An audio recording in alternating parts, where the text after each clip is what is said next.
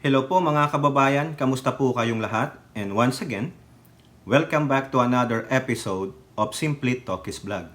So pag-usapan natin mga kababayan, yung ginawang hearing kahapon po dyan sa Senado, sa Blue Ribbon Committee regarding the War on Drugs EJK ng dati ninyong administrasyong Duterte. So doon po katakataka no? Ang daming kalalakihan doon sa Senate panel, pero mukhang mga wala pong yagballs. Kung sino man po sila, yung mga tinamaan, hindi po tayo mag-apologize. Mga wala kayong yagballs. You cannot even ask a very tough questions to your former president. Yes, you can give respect and courtesy no, to the former president, not the vice president, former president, pero you have to ask a very tough question na nandun pa rin ng respeto. No? Nakakaya po kayo. And then you allow two senators that has been, the name are mentions in doon sa Quadcom na magtanong. No? Sarsuela no? Kumbaga lalo yatang bumagsak ang puntos ninyo, mga senador, no? Akala ko tatapang nyo yung pala mga wala talaga kayo. Pinatunayan nyo lang ng mga bugok kayo. Hindi lang si Bato, hindi lang si Bongo, si Robin, the rest of you guys na mga kalalakihan na nandyan sa Senate Blue Ribbon Committee. Except ang isang minority member na si Senator Risa Hontiveros. Matapang niyang sinagot o pinagsabihan ang iniidolo ninyong dating Pangulong Duterte. No? Kakabilib si Risa Hontiveros. Saludo sa iyo, madam. Ikaw ang may bayag, hindi yung mga kasama mong mga nandyan sa Senado na puro lalaki na wala naman palang itlog. No? Puro pagsisip-sip ang ginawa kay Digong. Takot ba kayo? Takot kayong death squad, no? Yan ang ating topic ngayon. Dahil dyan sa ating thumbnail, sinabi natin, Digong Duterte, umaming totoo ang death squad. Rimulya at Bersamin, kinontra si Digong. Ayan po ang ating pag-uusapan ngayon. Mga kababayan, bibigyan ng ating opinion, komento at reaction, no? Sa reaction natin dito sa tatlong artikulo about kay Digong, at isang artikulo tungkol sa pagbutata ni DOJ at Lucas Bersamin kay Digong. Okay, ano ba yung sinabi ni Digong na kung saan agaran siyang sinoplak, kinontra ang kanyang naratiba. Okay, bago po tayo magpatuloy, tayo po ay magbibigay pugay at pasalamat sa lahat ng ating channel members, followers, subscribers, nag-like at nagsishare ng ating mga videos, sa mga nagbi-video replay, sa nagsishare ng kanilang blessings, sa mga nakakasama natin sa ating video premiere at live stream, and special shout out to all our OFWs, men and women in uniform, sa mga frontliners at mga guro. At ganun din po, maraming salamat at tayo ay tumawid na ng 60,000 subscribers. Maraming salamat po sa inyo sa walang sawa ninyong pagsubaybay, sa mga new subscribers. Maraming salamat po sa inyo doon sa mga kaibigan natin, sa ating Kapots Angels. No, maraming salamat po sa inyo. And may God bless us all. Okay, unahin natin mga kababayan ang pag-amin, tahasang pag-amin ng dati ninyong Pangulong Prime Minister ni Baal na siyang aantayin kayo sa impyerno. Di po ba? Kasi binanggit na naman niya yung impyerno na yan. Walang katapusang impyerno, puro na lang impyerno, Satanas ang lumalabas sa bibig ng inyong dating Pangulo. No? Puro na lang kayo impyerno, di magpunta kayo sa impyerno. May sinabi po dyan, ang matapang na senadora sa Senado, ito lang ang lumalaban sa mga Duterte, na walang iba kundi si Risa Hontiveros. Inamin po ni Digong na totoo ang death squad. Tahasan niya pong sinabi yan at inilaglag niya po ang dati niyang PNP chief at isang pulis. na miyembro rin daw ng death squad. Biglang nagbago ang ihip ng hangin, muang nabulgar, biglang umiwas. Sinabing ganito ang yung mga members ng death squad. So ano po ang patunay dyan? Aside doon sa video napanood ninyo, ayan no? Sa balita ng GMA News. Duterte, I have a death squad, no police involved. Ay, sinungaling ito. Lalo na doon sa sinabi niyang no police involved. Di totoo yan. Bakit? Mamaya. No? Mahuhuli nyo sa sariling bibig ang sinungaling. Okay. Alang sabi niya pa, ulitin ko lang, I means personal pronoun yan. I, siya lang. I have a death squad. So kung meron kang death squad, ikaw ang pasimuno, ikaw ang leader, so therefore kung anumang katarantaduhan ang gagawin ng death squad mo, kasama ka dapat sa mananagot. Kasama ka dapat na panagutin. No, kung pumatay yan, kasama ka. Kasi sabi mo, I have. Ano yon? Death squad. Ang pumapatay. Mga killer ko. Na pag sinabi kong tudasin nyo to, tudasin ninyo. Kung anumang klaseng pagtodas ang gawin ninyo, bahala kayo. Basta sinabi ko, tudasin ninyo. Inamin niya, tahasan niyang inamin. So therefore, DOJ, what you gonna do?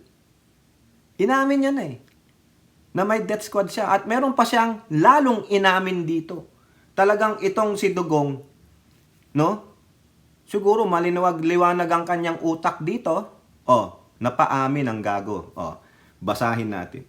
Former President Duterte on Monday told a Senate inquiry that he had, meron siyang death squad made up not of police officers but of individuals he called gangsters. Ayun pang masama.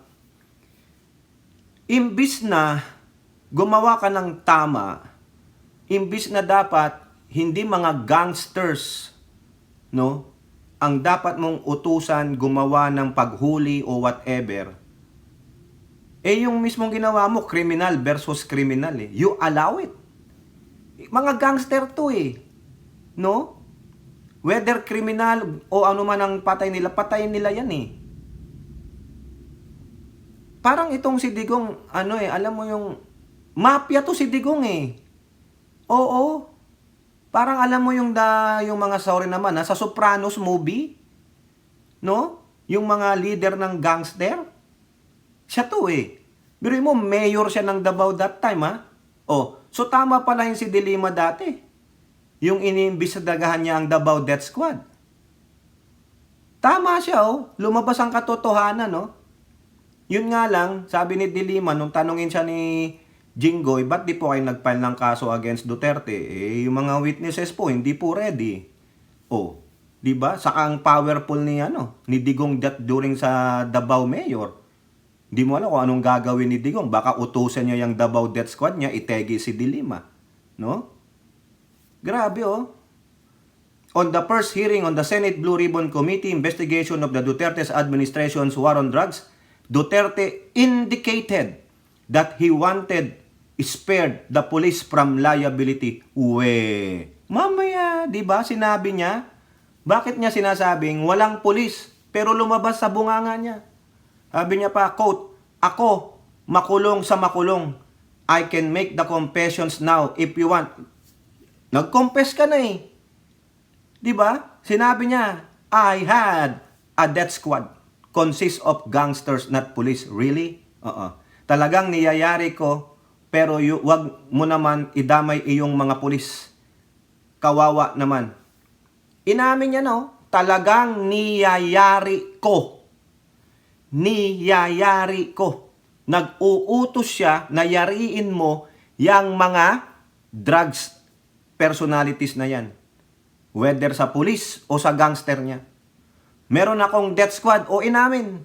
Pero hindi yung mga pulis, sila yung mga gangster. Gangster daw, nagbago. Yung isang gangster, utusan ko, patayin mo yan. Kasi kung hindi mo patayin yan, patayin kita ngayon. Tinan mo. Walang magagawa yung gangster kundi patayin yun. Kasi otherwise, siya ang patayin ni Digong. So therefore, command responsibility. O ano pang ginagawa ninyo? DOJ, nanggaling na, nag-confess na ang dati ninyong Pangulo na meron talaga siyang death squad. Nag-uuto siya. Sabi niya, niyayari ko, inuutusan ko, pag hindi mo ginawa, ikaw ang itumba ko. Sabi niya, Duterte said the death squad did not include police officers because they will face suspension if they were involved in killing and their families would unjustly suffer. Really? Ang pulis na pinapailan ng kaso, suspended yan. Wala nang pagkain yan. The day that the suspension is issued, ang mga pamilya nila wala nang pira. Ang mga bata wala nang pamasahe. Hinto lahat. Paralyze ang pamilya ng pulis. Bakit sila nakisali? Bakit yung sabi ni Garma, sabi ni Espinido, the PNP is the biggest crime syndicate.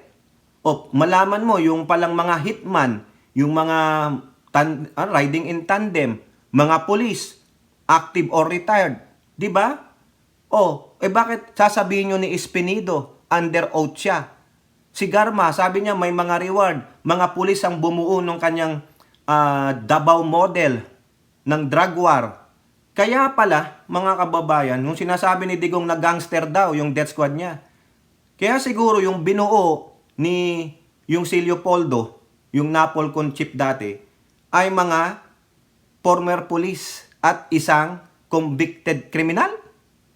Di ba? Kasi Davao model Mga gangster, mga na-dismiss na police. Di ba? Yun ang model, tapos may reward system. Pero pinabubulaanan ni Digong. Grabe ito mga kababayan. Ano ang sabi dito ni Risa Hontiveros? Ask for further details on the death squad but Duterte said the police involved are no longer around. Tingnan mo. Nahuli. But Duterte said the police involved are no longer around. Ibig sabihin, involved pa rin yung police sa Davao death squad. Diba? Mukhang patay naman sila lahat. Di ba ma'am, sabi ni Duterte. Hontiveros then asked for the names of Duterte's death squad members, but Duterte said the names already escaped him. You know, when I was mayor, 43 years old, and I am now 73. For the life of me, I cannot remember the name. Mr. Duterte, you are lying. Bakit? Sabi sa Wikipedia mo, you are born 1945. How come you become a 73 years old? You're making yourself younger by 6 years? Di ba? Tama, mali. Mali ba yung Wikipedia ni Digong? Maski na i-search nyo, tanong nyo, Rodrigo Duterte's date of birth. Anong sasagot dyan? 1945 mga kababayan, is it 73? Kung 73 siya, anong taon dapat siya? Di ba? Tama, mali. Sinungaling. Grabe naman, Ibig sabihin, ano ka? 19, anong taon niya? Di ko alam. Kayo nang bahalang mag-isip. Tanong nyo, age, 79 years old, March 28, 1945. Mr. Digong. 1945 ka pinanganak. Di ba? Wag kang sinungaling. Makakalimutin? May demensya? Bakit ka pa tatakbong mayor ng Davao City? May demensya ka pala. Bakit ka pumunta dyan, nag-resource person? May demensya ka pala. Baka bukas makalawas. Sasabi mo, sinabi ko ba yun? Sinabi ko ba may inamin ako may death squad ako na hindi kasama ang mga pulis? Bakit ko nabanggit ang pangalan ni Bato? Nasabi niya, yan, tingnan mo si Bato, may isang senador dyan. Yang si Bato, member yan ng death squad. Pulis yun. Pulis si Bato that time. Diba? Sabi niya wala daw na pulis na involved, nakasama doon sa death squad. Sinabi niya lang dito. Sabi dito, the police involved are no longer around. Yung mga pulis na nakakasuhan, pinapailan ng kaso. Diba? Ibig sabihin, hindi lang gangster, baka mga gangster na pulis.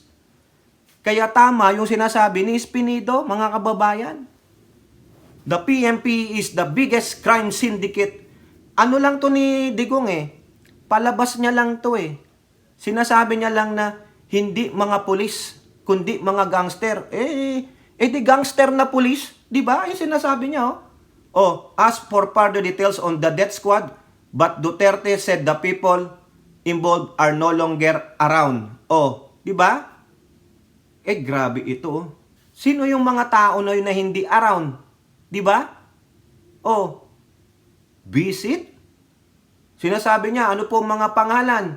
Tinanong siya, nako, 73 na ako. Hindi ko na ma-remember yung Kaya hindi mo ma-remember, hindi sa 73 ka. 73, 79 ka na, Digong. Oo. Di ba? Ito pa sabi niya, Duterte only went as far as saying that the death squad is organized against criminals. Really? Mga gangster nga yan eh. Mga kriminal nga yan eh. Oh, it was a structure against crimes and criminals to fight crime. Ay my God. Duterte also said that the 7 death squad, lumabas na, 7 daw sila. Were not rewarded for killing people because they were already rich.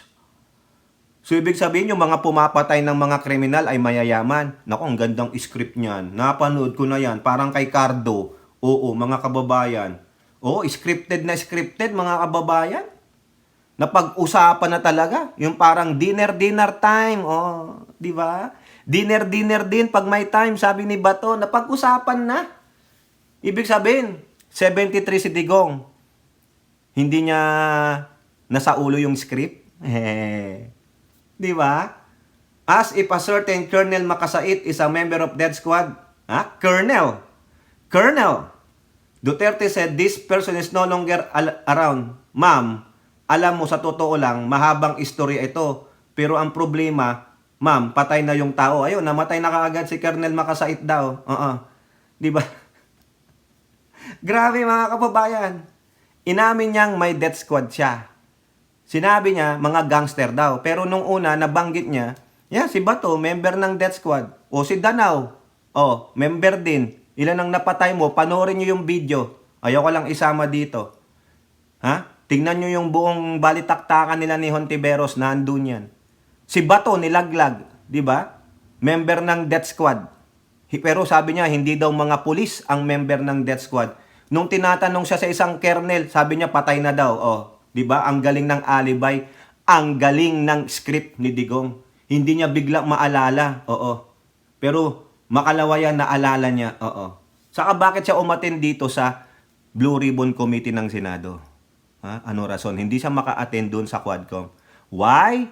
Because marami siyang kakampi. Maraming nakinabang sa kanya, mga utang na loob ng mga senador. Kaya nga sabi ko kanina sa simula, yung mga lalaki sa panel ng Blue Ribbon Committee na nandoon mga senador, mga walang bayag, naturingan kayong lalaki pero hindi kayo makapagtanong ng matapang na tanong kay Digong. Sino lang ang tunay na lalaki dyan?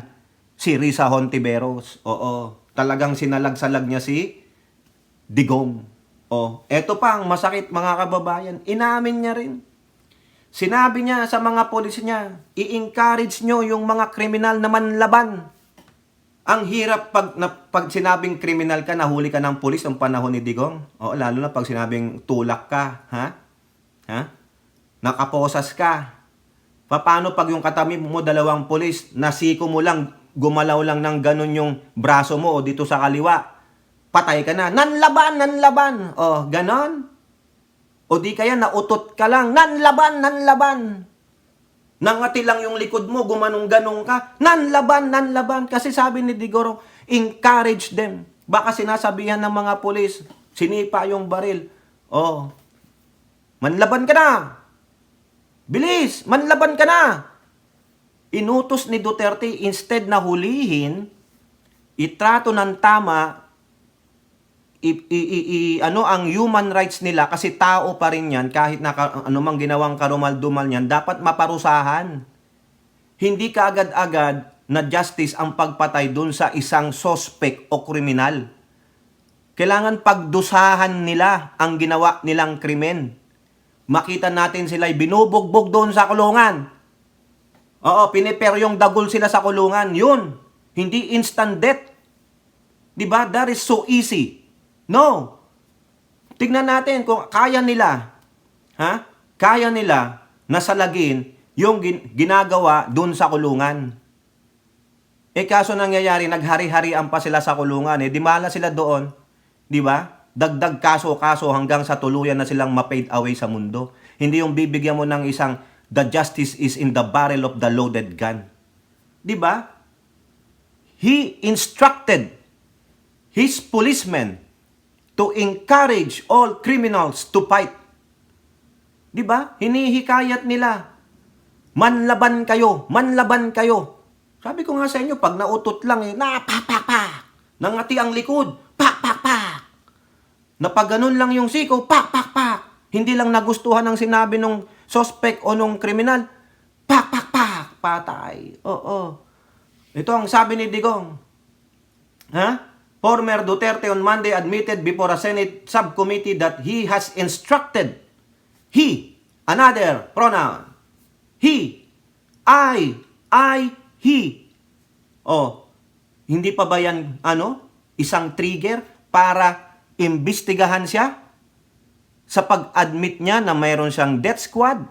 Sa pag-admit niya na binigyan niya ng instruction ng mga pulis na maski na hindi man laban yan kasi ang sasabihin na lang ng pulis, nanlaban po sir. Nanlaban. Gustong agawin yung baril ko eh. Paano makakaagaw ng baril yan kung nakaposas na ganun? Diba? Yung sa kamay niya nasa likod. Yung ibang pulis dyan, mga gangster yan eh.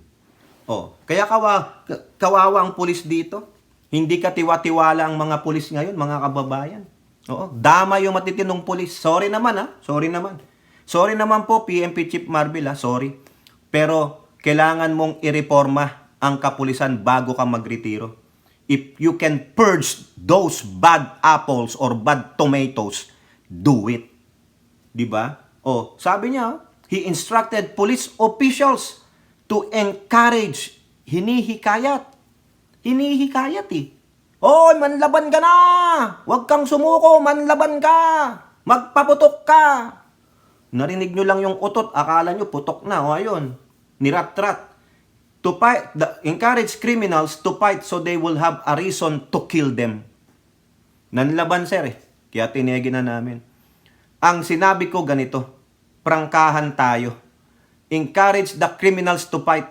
Encourage them to draw their guns. Patay tayo nito. Pagka lumaban, patayin ninyo para matapos na ang problema ko sa syudad ko. Oh my God. Nung presidente ako, ganun din sa command conference. So therefore, tama si Garma. Yung Davao model, ginamit sa national para sa paglaban sa war on drugs. Encourage them to fight so they have the reason to kill them. Paano nga yung mga tiwali? Yung mga tiwali, di ba? Yung mga gangster na pulis, sinabi nanlaban sir nanlaban eh.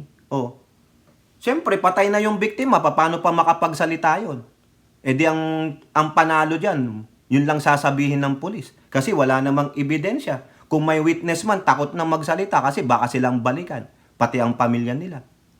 Di ba? Kaya dapat maimbestigahan talaga itong si Digong. Ito pa, among the police officials whom Duterte said he gave the instructions, binigyan niya instruction to were former National Police Chief Gamboa, Danao, and Bato, all whom have served in Davao City, Duterte's bailiwick. So therefore, itong tatlo na to, killer din to. Di ba Bato? Bato, ano ka? Damay ka, laglag ka. Nilaglag ka ng amo mo. Pero biglang bawi, mga gangster daw ang consist ng death squad niya. Mayayaman daw, pero ayaw pangalanan. Scripted mga kababayan. Nilalayo niya eh. Ang totoo niyan dito, mga pulisyan. Wag ka nang magsinungaling Digong. Magaling kang magpaikot eh. Anak ka ng demonyo eh, di ba? The father of lies. Duterte described the said police officials as commanders of death squad. So yung mga gangster, may boss pa sila. Sino? Di yun. Yung tatlo, ayan ang sabi dyan, Diba? Although he denied using the police to implement kill orders, command responsibility pa rin ang pasok dyan. Accountability. Because they are the commanders of death squad. Parang mga lieutenant. Yung mga mabababang ranggong, mga majors, kapitan, o sino pang mababa sa kapitan na uutusan ng mga yan. Eh di syempre yung mga sundalo lang. Sino yung mga sundalo? Eh di yung mga gangster. Sino ang boss nila? Yun, si Bato, si Danao, si Gamboa. Sino ang boss ng tatlo? Si Digong. Ayan no? Binasa ko sa inyo. Duterte described the said police officials as commanders of death squad. Oh, di ba? Even though hindi silang pumatay siguro, sinabi lang, o encourage ninyo na manlaban sila ha. O yun. Ganon. Sabi pa ni Dong, kung may papapatay siya, uutusan niya. Gangster. Oh, direkta minsan. Oh. Because they were police directors handling, controlling crimes in the city. Na ako, wag na. Pag sinabi mong death squad, it's a very loose term na ginagamit mo lang. Oh. Senator Risa Hontiveros sought to clarify with Duterte if he indeed ordered the police to encourage suspects to fight back so the police could kill them. To which the former leader replied, correct. Yes. Ayun na. Admittance na yan. It's the command's responsibility and accountability. Sa'yo mismo galing. May pananagutan dapat si Digong dyan. Ito pa sabi ni Hontiveros naman. Hontiveros disagreed, saying she finds such things very incorrect. Duterte then said he knows better than Hontiveros. Mas magaling daw si Duterte kay Hontiveros, who said he has no experience leading a community. That's your view. It's not my view. Pagka mayor, pagka prosecutor, ako alam ko. Dumaan prosecutor, mayor, presidente, alam ko ang trabaho ko. Hindi ka nagdala ng siyudad. You never have a chance to solve the problem of the community. Abay, talagang pinangarangalan si Hontiveros. Ha? Hontiveros just replied, thank you, Mr. President. Thank you for putting it on record. Huling-huli. Hinuli ka lang naman eh. Di ba? Sabi niya, in my point of view, ako naging mayor, naging prosecutor, naging presidente. Hindi ka humawak ng isang komunidad mag-solve ng problema nila.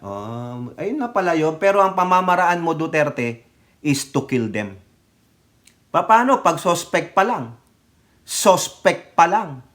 Kaya nga naging judge at executioner kayo eh. Suspect pa lang eh. Dalhin nyo sa korte eh. Patunayan doon. Hindi sa korte ng justice in the barrel of the loaded gun. Doon yun eh. Yung hustisya nyo eh. Nasa dulo ng baril. Nasa gatilyo ng baril. O nasaan ang hustisya? Ginalang nyo ba ang human rights nila? Oo, mga kriminal, pero hindi pa eh. Kailangan patunayan pa sa korte. Kaya nga meron tayong sistema. Kaso kayo, ang sistema nyo, wala na, binaypass nyo ang korte, ang due process. Kung gawin kaya sa inyo yon, kayong mga talipandas kayong Duterte. Diba? Grabe mga kababayan, no? Nakakabwisit ito. Ito pa naman, si Chel Jokno, sabi niya, neutralization meant killing as provided under the Command Memorandum Circular Number 6, the governing document of the anti-drug campaign issued on July 1, 2016. Pagkaupo niya, by then PNP Chief De La Rosa on the nationwide war on drugs. Jokno, who has questioned the legality of the war on drugs, Duterte before the Supreme said the term neutralization is not needed if the police did not intend to kill. Correct. Neutralize po at negate. Kaya nga po ako nagtaka dahil alam naman po natin na ang tungkulin ng pulis ay manghuli, magkalap ng ebidensya at magsampa ng kaso. Correct. Yun yung hinahanap natin sa command circular. Mang-aresto kayo, kumuha kayo ng ebidensya, mag-file kayo ng kaso. Saan nyo lang narinig yan? Yung ganyang sinasabi ni Chel Jokno. Kay Presidente Marcos, the holistic approach on para ma-contain itong war on drugs ng Marcos administration. Holistic. Hulihin ninyo, kasuhan ninyo, ikulong pag guilty, i-rehabilitate, tapos pag natapos na ang sentensya, ibalik sa community. O otherwise, i-rehabilitate pa sa rehabilitation center sa ito ng mga addict. hindi tutumba. At least doon, ginalang nyo ang human rights nila. O, dito kay Digong, hindi. The word neutralize. He encouraged them. No? Sabi niya sa mga pulis, encourage nyo na manlaban sila so that you have the reason to kill them. Walang sinabing hulihin ninyo, kasuhan ninyo, dalhin sa korte, pag guilty, ikulong. Hindi. Hinuli, encouraged to fight, pag nanlaban, dedo. 3. Ganun lang. Di ba? Ito pa ang sabi ni Jokno. Nung nakita namin na paulit-ulit ang negate at neutralize, sabi namin, bakit ito ay nalagay doon kung ang purpose ay mang-aresto? Bakit hindi na lang ginamit ang salitang aresto? In response, De La Rosa cited page 188 of the Police Operational Procedure Manual to dispute Jokno. It says neutralization, a police intervention in strict accord with the use of force continuum in a principle of proportionality, blah blah blah blah blah blah. Walang nakalagay dito na kill sa definition ng PNP Operation Manual. Operation Manual yan ng police. Pero yung circular number 6 ang tinutukoy ni Jokno na inisyo ni Digong noong July 1, 2016. Ay, command memorandum ba to? Diba? Jokno in response cited a De La Rosa's 2016 statement later published in GMA News online wherein De La Rosa defined neutralization as killing. Ay, bato, huling-huli ka. I think the comments that were made miss the point entirely. Kasi ang tanong talaga dito ay bakit po nilagay iyon sa isang command circular? Kaya nga bakit mo ba to gagamitan ng PNP Operational Manual? Ang tinutukoy niya ay yung July 1, 2016 circular, command circular ni Digong. Hindi namang galing sa PNP, mismong sa presidente. Bubo talaga itong senator na ito. Ba't naging bubo? Ay, ako, nakakahiblan. Ha? O kaya sabi ni Jokno, that you missed the point entirely. Kasi ang tanong talaga, bakit po nilagay yan sa isang command circular? Mai-point out ko rin po, Senator De La Rosa in 2016 also used the term neutralized to refer to a bounty being raised to have him killed by supposed general who were allied with those people involved in drugs. O, di ba? Bato? Mali ka talaga! Para lang ma-defend mo ang sarili mo at si Digong, nag-cite ka pa ng mali. Oh, bobo talaga. Eto pa, binutata siya ni Pimentel. Pointed out that Police Operational Manual that was cited by De La Rosa was only issued in 2020 or almost 5 years since the Duterte administration launched it. Ay, nako, bato! This, yung manual, sabi ni Pimentel, is 2021. Am I correct or not? Sabi naman ni Bato, this is 2021 dahil nga sa palaging minimisinterpret ng publiko yung term na neutral. The PNP came out with the correct meaning. Wala na, Bato, wag ka na. Tapos nagtanong ng si Pimentel, sought confirmation with the law if the 2016 memorandum circular did not define neutralization. Wala pa, Mr. Chair. O kaya, wala naman pala Bakit ka gagamit ng neutralization? Bubo talaga. Ay, ewan ko mga kababayan. Ay, gali ito. Mamaya si Bato, bibigyan natin ito ng separate na mga kababayan. No? Kasi dinidepensahan niya ang sarili niya, pero huling-huli siyang sinungaling, mga kababayan. Eto pa. Eto pa ang sinabi ni Digong, mga kababayan. Sabi niya, yung daw drug-related crimes ngayon ay tumataas dito sa Marcos administration. Ayun na naman. Damay na naman ng Marcos administration. Sila ang ginigisa, idadamay ang Marcos administration. Hindi pa nga tapos ang administrasyon ng Pangulo Pero kawawang-kawawa mga kababayan ng Pangulo Anong sabi sa GMA News?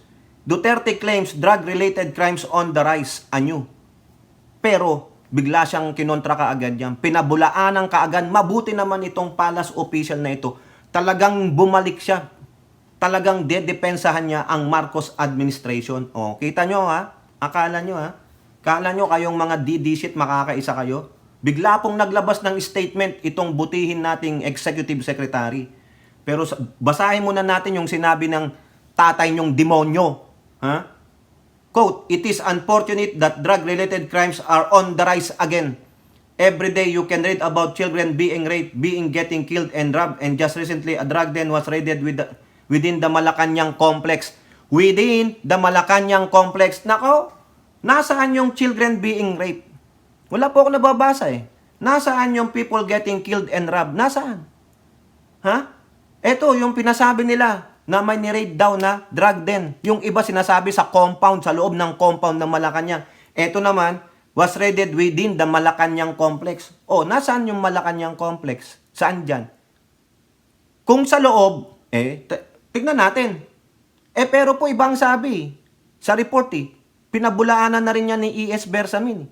Ang layo po sa Malacanang Pero itong mga gago na ito, sinasabi sa Malacanang complex, yung iba Malacanang compound. O, di ba? Ginamit ni Digong. Nilalayo niya usapin. Di ba? Di sana, kung totoong sa Malacanang compound yan, nabalita na ng gusto. Wala po Di ba? Alam ng mga nagbabalita ng tama na hindi sa loob mismo ng Malacanang compound yan. Diyan lang sa palipaligid ng Malacanang. San Miguel nga Ang layo Nakita ko yung mapa Pero itong mga DD shit, mga ulalo. Anong sabi? Ha? In response to Duterte, sabi ni E.S. Bersamin, kasi sabi ni Digong, bumabalik na naman po. No? It clearly manifests that purveyors of these menace are back in business. Bumabalik daw po yung mga drug lords. No? Anong sabi ni E.S. Bersamin? Dismissed the claim and said, with due respect to former President Duterte, there is no truth to his statement that crimes remain rampant in the country. Bersamin said the data from the PNP police the PNP has shown otherwise. There has been widespread decline in crimes across the board. Correct, nabasa ko rin po ito Inamin ng PNP. Moreover, we have achieved stability and maintained peace and order in our country without foregoing due process nor setting aside the basic human rights of any Filipino. Correct. Lahat po hinuhuli, binubuhay, hindi tulad ni Digong. Manlabang kayo! Bilis, damputin mo yung bato! Sige, kunwari sinipa mo ako, patay ka, puputukan kita.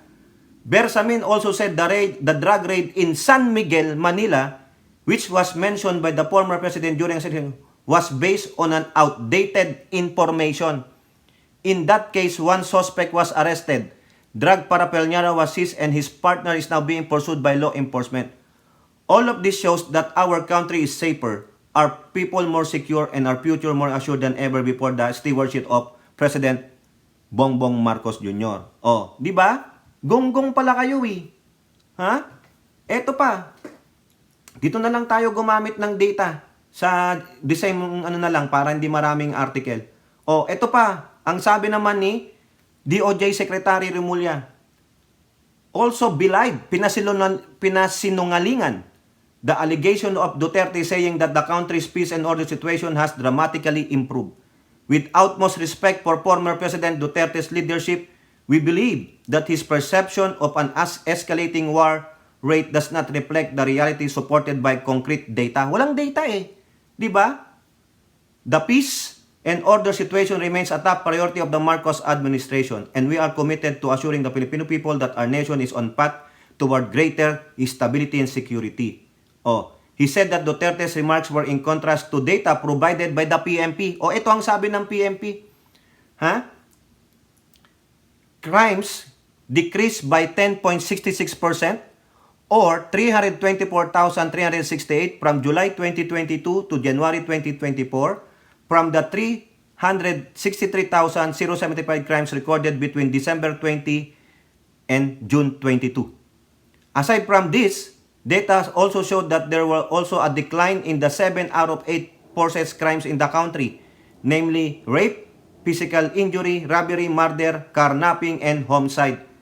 The DOJ said that only theft cases increased pagnanakaw by 4.79%. Ayan. Ano ang ebidensya ni Digong? Na tumaas ang crime rate natin. Ano, Digong? Ano ebidensya mo? Wala. Yung ebidensya niya, yung nasabing nahuli lang sa nahuli sa San Miguel, Manila. Di ba? Mga gunggong nakakahiya. Nagbibigay kayo ng akusasyon ng walang pruweba, walang numero, walang data. Kaya bigla siyang kinontra. Kinontra siya ni ES, kinontra siya ni DOJ Sec. Di ba? Mga gago Parang si si Pusit. Sabi ni Pusit, Ang problema natin ngayon ay ang kahirapan at ang kagutuman. Akala ko ba yung crimes? Talagang itong mag-amang pusit, mga kababayan, itong mga Duterte pusit na ito, nagbibigay ng naratiba nang wala namang pruweba. Di ba? Nasaan ang datos ninyo? Kaya nga sabi ni DOJ Sec hindi ka makapag-provide ng data. Buti pa ang PMP nagbigay ng data. Yun ang ginamit namin. Hindi kami nag-manipulate. Hindi tulad nyo sa Davao. Di ba? Sabi ni General Torre, nagmamanipulate kayo ng inyong mga blatter book. Nahuli kayo. 2 libro pa yun. Para lang masabing kayo ay second safest city in Southeast Asia. Ha? Second safest city? O kasi doktor-doktor doktor, magaling pala kayong mag-doktor. Parang yung anak mo, doktor ang dokumentong sinadmit sa COA. Ay, nako. Sinungaling. Ang sinungaling ay kapatid ng magnanakaw. O kayo po, mga kababayan, ano pong inyong masasabi? Umamin si Digong na totoo ang death squad. Sinabi niya mga gangster daw. Hindi daw mga pulis. Naniniwala ba kayo? Sabi niya, ang commander daw ng death squad ay si Gamboa, si Danao, at si Bato. O di ba mga pulis yun? Commander ng death squad. Di member ng death squad sino? Mga police chief niya. Sinungaling. Diba, akala niya mga bobo tayo, hindi tayo marunong magtugma-tugma ng mga pinagsasabi niya. Diba, mayayaman daw yung gangster. Oo, yun yung mga gangster mo Sabi mo, hindi member ng pulis yun, yung gangster mo. Mayayaman Yung gusto lang pumatay. Kasi parang, manghahunting kami ng mga ibon. Ganun Diba, Digong? Magkano kaya naman binabayad ng mga rich gangster mo? Ang galing ng script, mga kababayan, parang pelikula lang.